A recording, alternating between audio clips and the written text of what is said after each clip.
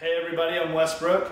I've been getting a lot of emails from YouTube as well as Facebook about the rigs that I use. So I want to do some videos. I'm going to do one today on my acoustic rig, the acoustic guitars that I use, as well as my acoustic pedal board.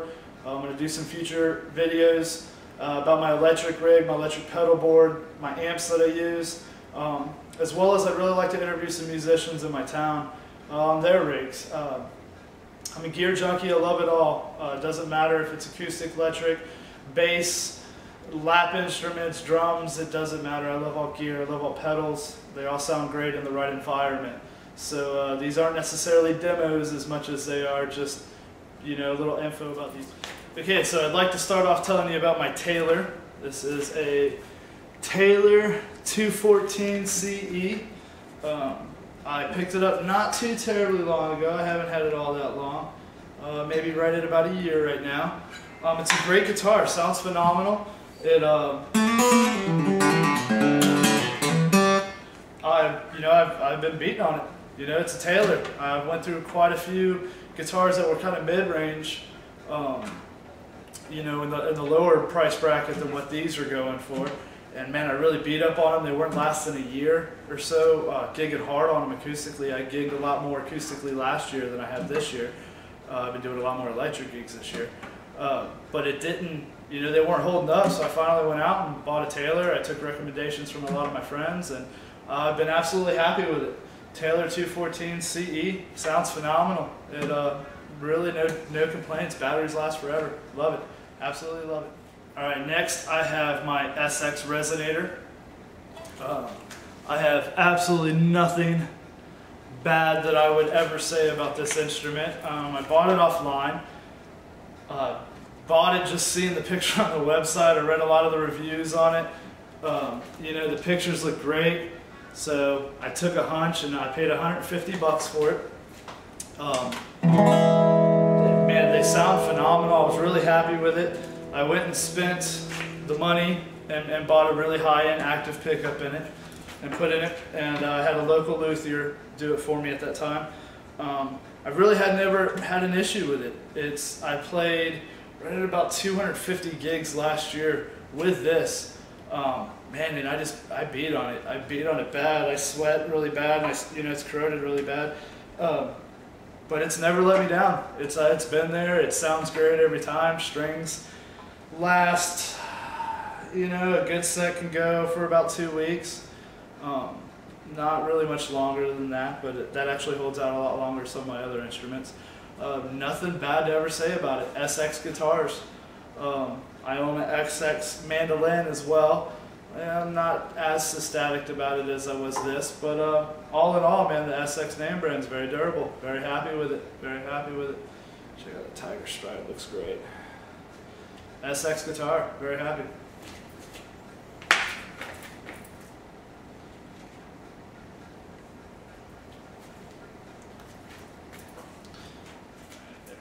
All right. Anybody who's been watching my YouTube videos has probably seen me talk about this or seen me play it. DLLapsteel.com. Dan out in California hand builds these. I have a demo on YouTube already where I demo these things. I love them. I beat the heck out of it. Dan, you build a great guitar.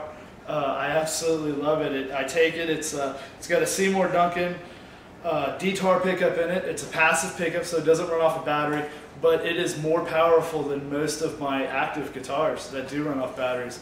I tend to have to cut my volume a little bit with this to keep it at the same level. It's got so much percussion sound to it, and that pickup really picks all that up. I use a loop station a lot, and this instrument is phenomenal with a loop station because of that. It's got so much response to it. It's fully hollow all the way. The whole body is completely hollow. It doesn't weigh much more than about 3.5 pounds. You know, and at first I thought it wasn't necessarily going to be as durable because of that weight. But man, it takes the beating. It really does. And I beat on this one exceptionally hard. So I've been very happy with it. Never really had a problem. So super happy with it. All right, this is my newest one to the DL lap steel arsenal. I don't know if you can see that. It's a lot darker. This one's mahogany. This is the 12 string. Haven't had this one very long. Absolutely love this thing. This thing takes lap to a whole new world. It's got 12 strings. It's strung like a traditional 12-string acoustic guitar would be strung, where each string is doubled up. Same thing, full hollow body. It's got the same, it's a little bit heavier. The headstock's a little bit bigger. Same pickup in it. It's got the same response all over the body. Right now I don't have it strung like a 12-string.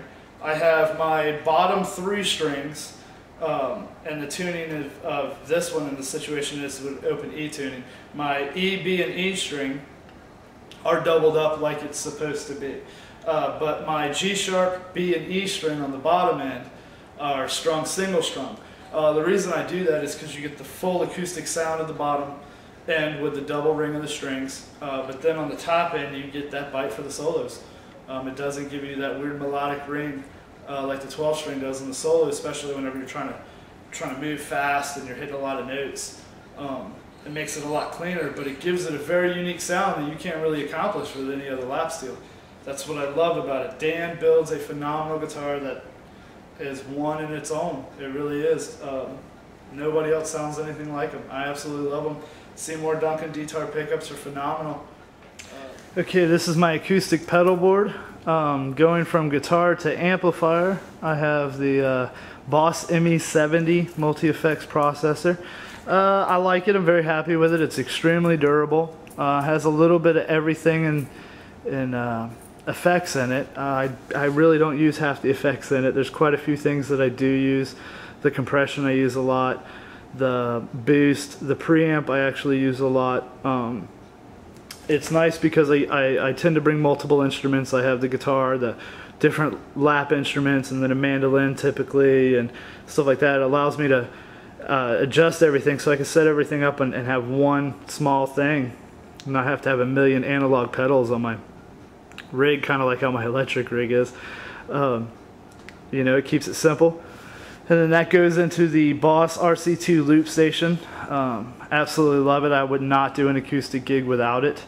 I do have a lot of loop videos up on YouTube. I love them. I love the loop station. It's just it's a great practice tool as well as a live performance tool once you get it down.